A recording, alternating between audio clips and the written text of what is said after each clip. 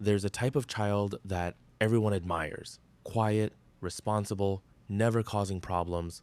But psychology has a different name for it because sometimes that child isn't mature. That child is surviving.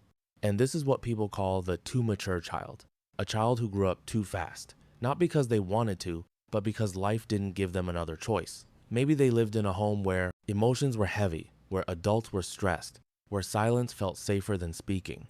So they learned early to read the room, to notice every mood change, to stay small, to stay helpful. And people looked at them and said, wow, you're so mature for your age. But they didn't see what was happening underneath because that maturity wasn't a personality. It was a coping mechanism. It was the brain adapting to pressure.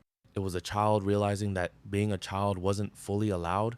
So play turned into responsibility, needs turned into guilt, feelings turned into control. You became the one who never asked for much, the one who handled things alone, the one who tried to be perfect so nobody would worry about you. And over time, you didn't just grow up fast. You skipped parts of childhood completely.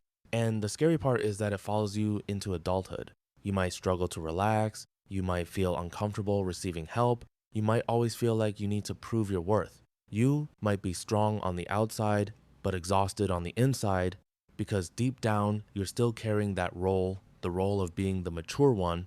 And the saddest part is that people admire mature children because they are easy, they are calm, they don't complain, when in reality, those children often needed the most softness, the most protection, the most care.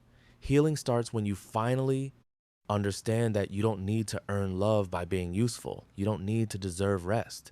You don't have to hold everything together all the time. You're allowed to feel. You're allowed to be messy. You're allowed to need others because you were never born to be strong every day. You were born to be a child. If this hit you personally, comment "I relate" and subscribe for more psychology.